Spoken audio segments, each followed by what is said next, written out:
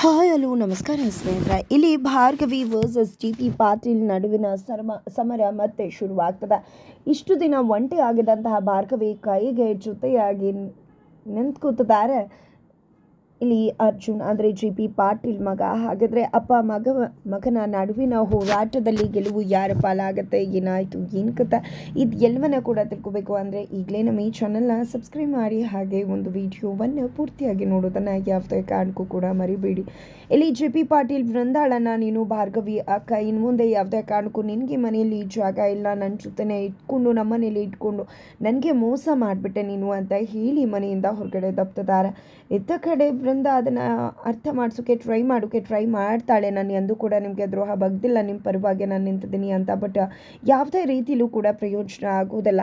ಇತ್ತ ಕಡೆ ಚರಣ್ ಕೂಡ ಅಲ್ಲಿ ಮನೆಯಿಂದ ಹೊರಗಡೆ ದಬ್ತಾ ಇದ್ರೆ ಬೃಂದಾನ ಸೈಲೆಂಟ್ ಆಗ್ತಾರೆ. ಬೃಂದ ಕೇಳ್ಕೊಂಡ್ರು ಕೂಡ ನನಗೂ ಅದೇ ಬೇಕಾಗಿದೆ ಅಂತ ಕೂಡ ಹೇಳ್ತಾರೆ ಚರಣ್. ಹಾಗಾಗಿ GP ಪಾಟೀಲ್ ಬೃಂದಾನ ಮನೆಯಿಂದ ಆಚೆ ಹಾಕ್ತಿದ್ದಾಗೆ, ಬೃಂದ ನೀವೇ ನನ್ನನ್ನು ಮನೆ ಕರ್ಕೊಂಡು ಬರಬೇಕು, ಆ ರೀತಿ ಮಾಡ್ತೀನಿ ಅಂತ ಅಂದ್ಕೊಂಡಿದ್ದೆ. ದೇವಸ್ಥಾನದ ಹತ್ರ ಬರ್ತಾಳೆ. ದೇವಸ್ಥಾನದ ಹತ್ರ ಬಂದಿದ್ದೆ ತುಂಬಾ ಸಿಡಿದು ಇಳ್ತಿದ್ದಾಳೆ, ಕೆಂಡ ಕಾರ್ತಿದ್ದಾಳೆ. ನಾನು ನನ್ನ ಮಾವನಿಗೋಸ್ಕರ ನನ್ನ ತಂಗಿ ಅಪ್ಪ ಅಮ್ಮನ ವಿರುದ್ಧನೇ ನಿಂತ್ಕೊಂಡೆ, ಆದರೂ ಕೂಡ ಈ ಮಾವಂಗೆ ನನ್ನ ಮೇಲೆ ನಂಬಿಕೆನೇ ಬರಲಿಲ್ವಲ್ಲ, ನನ್ನೇ ಮನೆಯಿಂದ ಆಚೆ ಹಾಕಿಬಿಟ್ರಲ್ಲ. ಇಲ್ಲ, ಯಾವುದೇ ಕಾರಣಕ್ಕೂ ಆ ರೀತಿ ಆಗಬಾರ್ದು. ಅವ್ರಿಗೋಸ್ಕರ ನಾನು ಅಷ್ಟೆಲ್ಲ ಕಷ್ಟಪಟ್ಟಿದ್ದೀನಿ, ಆದರೆ ಯಾವುದೂ ಕೂಡ ಅವ್ರಿಗೆ ಕಾಣಿಸ್ಲೇ ಇಲ್ವಾ. ಇಲ್ಲ, ಅವ್ರಿಗೆ ನಾನು ಗೊತ್ತು ಮಾಡಲೇಬೇಕು ಅಂತ ಅಂದ್ಕೊಂಡಿದ್ದೆ. ಇನ್ನೇನು ಇದ್ರೂ ಪೆನ್ ಡ್ರೈವ್ ಅಸ್ತ್ರನ ಬಳಸ್ತಾ ಇರುವುದೇ ಅಂತ ಅಂದ್ಕೊಂಡು ಯೋಚನೆ ಮಾಡಿದೆ. GP ಪಾಟೀಲ್ ಅಸಿಸ್ಟೆಂಟಿಗೆ ಕೂಡ ಕಾಲ್ ಮಾಡ್ತಾಳೆ. ಅತ್ತ ಕಡೆ ಭಾರ್ಗವಿ ತಂದೆಯ ಪರಿಸ್ಥಿತಿ ತೀರಾ ಹದಗೆಟ್ಟಿದೆ. ಡಾಕ್ಟರ್ ಕೂಡ ಅವರಿಗೆ ಪ್ಯಾನಿಕ್ ಅಟ್ಯಾಕ್ ಆಗಿತ್ತ ಮೊದಲು ಅಂತ ಕೂಡ ಕೇಳ್ತಿದ್ದಾರೆ. 25 ವರ್ಷಗಳಿಂದ ಒಂದು ಘಟನೆ ನಡೆದಿತ್ತು, ಅದರಿಂದ ಅವರು ಆಗಾಗ್ಗೆ ಪ್ಯಾನಿಕ್ ಅಟ್ಯಾಕ್ಗೆ ಒಳಗಾಗ್ತಿದ್ರು ಅಂತ ಒಂದು ಕಾಯಿಲೆ ಇರೋದ್ರಿಂದಾಗಿ ಈ ರೀತಿ ಆಗಿದೆ. ಈಗಲೂ ಕೂಡ ಯಾವುದೋ ಒಂದು ಕೆಟ್ಟ ಪರಿಸ್ಥಿತಿಗೆ ಅವರು ದುಡ್ಕೊಂಡ್ಬಿಟ್ಟಿದ್ದಾರೆ. ಅದೇ ಕಾರಣಕ್ಕೆ ಇವತ್ತು ಅವರಿಗೆ ಅದರಿಂದ ಹೊರಗಡೆ ಬರೋಕ್ಕಾಗ್ತಿಲ್ಲ. ನಿಜವಾಗ್ಲೂ ಅವರ ಪರಿಸ್ಥಿತಿ ತೀರಾ ಹದಗೆಟ್ಬಿಟ್ಟಿದೆ. ನಿಜವಾಗ್ಲೂ ಆ ರೀತಿಯಾಗಿ ಮೊದಲಿನ ಹಾಗೆ ಆಗಬೇಕು, ಒಳ್ಳೆ ರೀತಿ ಅವರು ಹುಷಾರಾಗಬೇಕು ಅಂದರೆ ಅವ್ರಿಗೆ ಒಂದು ಟ್ರೀಟ್ಮೆಂಟ್ ಆಗಬೇಕಾಗತ್ತಾ. ಖಂಡಿತವಾಗ್ಲೂ ಆ ಒಂದು ಟ್ರೀಟ್ಮೆಂಟ್ ಆದರೆ ಮಾತ್ರ ಇದೆಲ್ಲವೂ ಕೂಡ ಸಾರ್ಟ್ ಔಟ್ ಆಗೋದು, ಇಲ್ಲಾಂದರೆ ಖಂಡಿತವಾಗ್ಲೂ ಇದೇ ರೀತಿ ಆಗ್ತಾ ಇರುತ್ತೆ ಅಂತ ಡಾಕ್ಟರೇ ಹೇಳ್ತಾರೆ. ಎಷ್ಟು ಆಗುತ್ತೆ ಅಂತದಾಗೆ 5-6 ಲಕ್ಷ ಆಗ್ಬೋದು ಅಂದ ತಕ್ಷಣ ಇಲ್ಲಿ ಭಾರ್ಗವಿ ಅಮ್ಮ ಇಬ್ಬರು ಕೂಡ ಆಘಾತಕ್ಕೆ ಒಳಗಾಗ್ತಾರೆ. 5-6 ಲಕ್ಷ ಆಗುತ್ತೆ, ಅಪ್ರಾಕ್ಸಿಮೇಟ್ಲಿ ಅಷ್ಟೇ ಆಗುತ್ತೆ. ನಾನು ಅವ್ರನ್ನ ಸಜೆಸ್ಟ್ ಮಾಡ್ತೀನಿ ಅಂತ ಹೇಳಿ ಡಾಕ್ಟರ್ ಅಲ್ಲಿಂದ ಹೊರಡ್ತಾರೆ. ನಂತರ ಇಲ್ಲಿ ಭಾರ್ಗವಿ ಕಣ್ಣೀರು ಹಾಕ್ತಿದ್ದಾಳೆ ಅಮ್ಮನ ಮುಂದೆ. ಅಮ್ಮ, ಏನಮ್ಮ ಇದೆಲ್ಲ, ನಾನು ಒಳ್ಳೆ ಮಗಳಾಗಲಿಲ್ಲ, ನಿಮ್ಮನ್ನು ಸರಿಯಾಗಿ ಸಾಕಲಿಲ್ಲ, ಇಲ್ಲಿ ಸಂಧ್ಯಾಗೆ ನ್ಯಾಯ ಕೊಡಿಸ್ಲಿಲ್ಲ, ಇಲ್ಲಿ ಅಪ್ಪನ ಕಾಪಾಡ್ಕೊಳ್ಳೋಕ್ಕೆ 4-5 ಲಕ್ಷ ರೂಪಾಯಿ ಹೊಂದಿಸೋಕ್ಕಾಗ್ತಿಲ್ಲ ನನ್ನಿಂದ. ಖಂಡಿತವಾಗ್ಲೂ ನಾನು ಎಂಥ ಮಗಳು ಅಂತ ಹೇಳಿ ತನ್ನನ್ನು ತಾನೇ ದೂಷಿಸ್ಕೊತಿದ್ದಾಳೆ, ತನ್ನನ್ನು ತಾನೇ ಬೈಕೋತಿದ್ದಾಳೆ. ಇತ್ತ ಕಡೆ ಅಮ್ಮಂಗೆ ಏನು ಮಾಡಬೇಕು ಅಂತ ಗೊತ್ತಾಗ್ತಿಲ್ಲ. ಹೀಗೆ ಕಾಪಾಡ್ಕೊಳ್ಳೋದು, ನಿಮ್ಮಪ್ಪನ ಹೀಗೆ ಆಪ್ರೇಷನ್ ಮಾಡಿಸೋದು, ದುಡ್ಡಿಲಿಂದ ಹೊಂದಿಸೋದು ಅಂತ ಯೋಚನೆ ಮಾಡ್ತಿದ್ದಾರೆ. ಈ ಕಡೆ ಸಂಧ್ಯಾ ಅನ್ಕೋತಿದ್ದಾಳೆ, ಎಲ್ಲ ನನ್ನಿಂದಾನೇ ಆಗ್ತಿರೋದು, ನಾನು ಇವ್ರಿಗೆ ಸಿಗಲೇಬಾರ್ದಿತ್ತು. ಅವತ್ತು ಭಾರ್ಗವಿ ಅಕ್ಕಂಗೆ ಸಿಕ್ಕಿದ್ರಿಂದಾನೇ ಇವತ್ತು ಇವರ ಬದುಕು ಈ ಒಂದು ಮಟ್ಟಕ್ಕಾಗಿದೆ. ನನ್ನಿಂದಾಗಿ ಇವರೆಲ್ಲರೂ ಕೂಡ ಈ ಒಂದು ಕಷ್ಟವನ್ನು ಅನುಭವಿಸ್ಬೇಕಾಗಿದೆ. ಇಲ್ಲ, ಇದಕ್ಕೆಲ್ಲ ಕೂಡ ಕಾರಣ ನಾನೇನೆ ಅಂತ ಯೋಚನೆ ಮಾಡಿದಂಥ ಸಂಧ್ಯಾ ಅಕ್ಕ, ಇನ್ನು ಮುಂದೆ ನೀವು ಯಾವುದೇ ಕಾರಣಕ್ಕೂ ಈ ಒಂದು ಕೇಸ್ ವಿಷಯವಾಗಿ ಮುಂದೆ ಬರಿಬೇಡಿ, ನಾನೇ ಹೇಳ್ತಾ ಇದ್ದೀನಿ, ಕೇಳಿಸ್ಕೊಳ್ಳಿ. ಇನ್ನು ಮುಂದೆ ಯಾವುದೇ ರೀತಿಯಲ್ಲೂ ಕೂಡ ಈ ಕೇಸ್ ನಡೆಸೋದು ಬೇಡ. ನೀವು ಬೇರೆಯವ್ರು ಹೇಳಿ ಕೇಸನ್ನು ನಿಲ್ಲಿಸಬೇಕಾಗಿಲ್ಲ, ನಾನೇ ಹೇಳ್ತಾ ಇದ್ದೀನಿ. ದಯವಿಟ್ಟು ಈ ಕೇಸನ್ನು ಬಿಟ್ಟುಬಿಡಿ. ನನ್ನಿಂದಾಗಿ ನಿಮ್ಗೆ ಎಷ್ಟೆಲ್ಲ ತೊಂದರೆ ಆಗ್ತದೆ, ನನ್ನಿಂದಾಗಿ ನೀವು ಎಷ್ಟೆಲ್ಲ ನೋವು ಪಾಡನ್ನು ಪಡ್ತಾ ಇದ್ದೀರಾ. ದಯವಿಟ್ಟು ಮುಂದೆ ಈ ಒಂದು ಕೇಸ್ ಬೇಡ ಅಂತ ಸಂಧ್ಯಾ ಹೇಳ್ತಿದ್ರೆ, ಏನು ಮಾತಾಡ್ತಿದ್ಯಾ, ಇಲ್ಲಿವರೆಗೂ ಬಂದು ಈಗ ಕೇಸ್ ನಿಲ್ಲಿಸ್ಬಿಡೋದಾ, ಏನು ಮಾತಾಡ್ತಿದ್ಯಾ ಸಂಧ್ಯಾ ನೀನು ಅಂತ ಭಾರ್ಗವಿ ಕೇಳ್ತಿದ್ದಾರೆ. ಬೇಡಕ್ಕ ಬೇಡ, ದಯವಿಟ್ಟು ನಾನೇ ಹೇಳ್ತಾ ಇದ್ದೀನಿ, ನನ್ನಿಂದಾನೆ ನಿಮಗೆಲ್ಲ ಇಷ್ಟು ತೊಂದರೆ ಆಗ್ತಿರೋದು. ನಾನು ನಿಮ್ಮ ಮನೆಗೆ ಬಂದು ಈ ರೀತಿ ಎಲ್ಲ ಆಗಿ, ದಯವಿಟ್ಟು ಬೇಡ, ನಾನು ಹೊರಟೋಗ್ತೀನಿ ಅಕ್ಕ ಅಂತ ಹೇಳಿ ಸಂಧ್ಯಾ ಹೊರಟೋಗ್ತಿದ್ದಾಳೆ.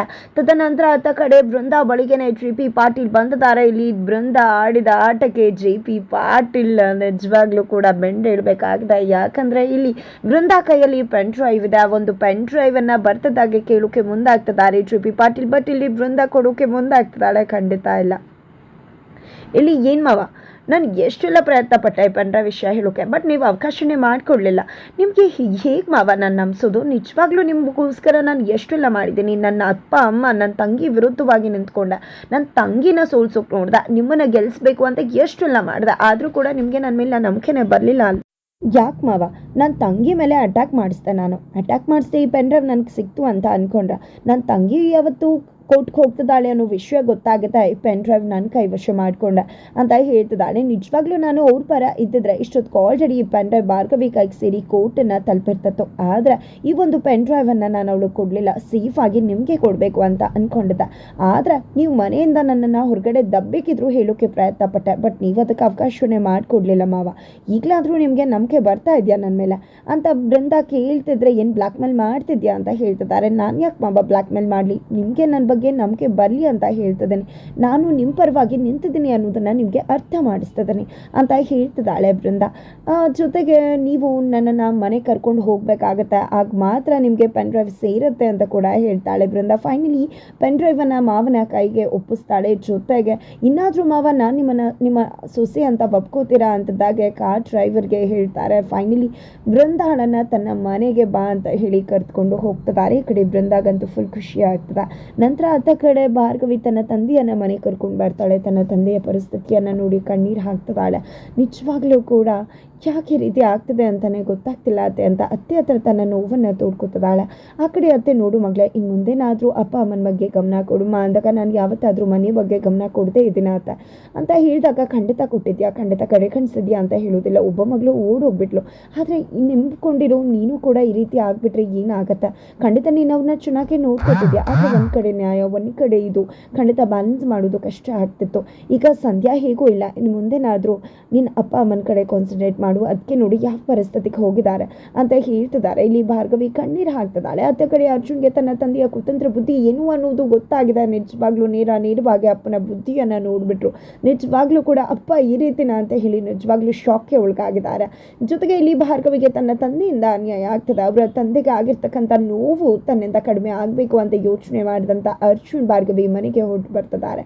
ಅದರ ನಡುವೆ ಇಲ್ಲಿ ಭಾರ್ಗವಿ ಕಾಲಿಡ್ತು ಕೇಳ್ಕೊತಿದ್ದಾರೆ, ನನ್ನ ಗಂಡನ ಉಳಿಸ್ಕೊಡಮ್ಮ ಅಂತ ಹೇಳಿ. ಅಷ್ಟರಲ್ಲಿ ಅರ್ಜುನ್ ಬರ್ತಾರೆ. ಬಂದಿದ್ದ ಇಲ್ಲಿ ಭಾರ್ಗವಿ ಅವರೇ, ನೀವಿನ ಮುಂದೆ ಒಂಟಿ ಅಲ್ಲ, ನಾನು ನಿಮ್ಮ ಜೊತೆ ಇದ್ದೀನಿ ಅಂತ ಹೇಳ್ತಾರೆ. ವಿಶ್ವಾಸವನ್ನು ಕೂಡ ತುಂಬಿಸ್ತಾರೆ. ನಂತರ ಅವರ ಅಪ್ಪನ ನೋಡೋಕ್ಕೆ ಕೂಡ ಹೋಗ್ತಾರೆ. ನಂತರ ಭಾರ್ಗವಿ ಅವರೇ, ನೀವು ಯಾವುದೇ ರೀತಿಯಲ್ಲೂ ಹೋರಾಟದಲ್ಲಿ ಹಿಂದೆ ಸರಿಬೇಡಿ. ಖಂಡಿತವಾಗ್ಲೂ ಯಾರೇ ಬರಲಿ, ಏನೇ ಆಗಲಿ, ವಿಕ್ಕಿಗೆ ಖಂಡಿತ ಶಿಕ್ಷೆ ಆಗಬೇಕು. ಖಂಡಿತ ಶಿಕ್ಷೆ ಆಗುವ ಹಾಗೆ ನಾವಿಬ್ಬರು ಕೂಡ ಸೇರ್ಕೊಂಡು ಮಾಡೋಣ. ಖಂಡಿತ ನಾನು ನಿಮ್ಮ ಜೊತೆ ನಿಂತ್ಕೋತೀನಿ ಅಂತದಾಗ ಆ ಕಡೆ ಅಪ್ಪ ಕೂಡ ರೆಸ್ಪಾಂಡ್ ಮಾಡ್ತಿದ್ದಾರೆ. ಇದರಿಂದ ಭಾರ್ಗವಿಯ ಉತ್ಸಾಹ ಜಾಸ್ತಿ ಆಗ್ತದೆ, ಅವಳಿಗೆ ಭರವಸೆ ಜಾಸ್ತಿ ಆಗ್ತದೆ. ಫೈನಲಿ ಇಲ್ಲಿ ಅಪ್ಪನಂತ ನೋಡ್ಕೋತಿದ್ದಾರೆ ಇಲ್ಲಿ ರವೀಂದ್ರ ಭಟ್ಕಳ್ ಅವರನ್ನ. ಫೈನಲಿ ಅತ್ತ ಕಡೆ JP ಪಾಟೀಲ್ ಬೃಂದಾನ ಮನೆ ಕರ್ಕೊಂಡು ಹೋಗ್ತಾರೆ. ಅತ್ತೆ ಸಾಕ್ಷಿ ಎಲ್ಲರೂ ಕೂಡ ಶಾಕ್ಗೆ ಒಳಗಾಗ್ತಿದ್ದಾರೆ. ಇಲ್ಲಿ ಬೃಂದಾ ಇನ್ನು ಮುಂದೆ ಭಾರ್ಗವಿ ಅಕ್ಕ ಅಲ್ಲ, ನನ್ನ ಸೊಸೆ, JP ಪಾಟೀಲ್ ಸೊಸೆ ಅಂತ ಹೇಳ್ತಿದ್ರೆ ಇಲ್ಲಿ ಬೃಂದಾ ತನ್ನ ಒಂದು ಅಟ್ಟಹಾಸವನ್ನ ಮೆರೆಯೋದಕ್ಕೆ ಶುರು ಮಾಡ್ಕೋತಿದ್ದಾಳೆ. ಆದರೆ ಇಲ್ಲಿ ಅರ್ಜುನ್ ಭಾರ್ಗವಿ ಪರ, ಅತ್ತ ಕಡೆ ಬೃಂದಾ JP ಪಾಟೀಲ್ ಪರ. ಫೈನಲಿ ಅಕ್ಕ ತಂಗಿರು, ಇತ್ತ ಕಡೆ ಅಪ್ಪ. ಅವಾಗ ಈ ಒಂದು ಗೆಲುವು ಯಾರ್ದಾಗಿರುತ್ತೆ? ಈ ಒಂದು ಯುದ್ಧದಲ್ಲಿ ಗೆಲುವು ಯಾರ ಪಾಲಾಗ್ಬೋದು? ಜೊತೆಗೆ ಅಪ್ಪ ಮಗನ ಯುದ್ಧದಲ್ಲಿ ಮಗ ಜಯಿಸುವುದಂತೂ, ಜಯಶಾಲಿ ಆಗುವುದಂತೂ ಖಂಡಿತ ಕಟ್ಟಿಟ್ಟ ಬುತ್ತಿ ಆಗಿದ್ರೆ ಏನಾಗುತ್ತೆ ಮುಂದಿನ ವಿಡಿಯೋ ನೋಡಿ.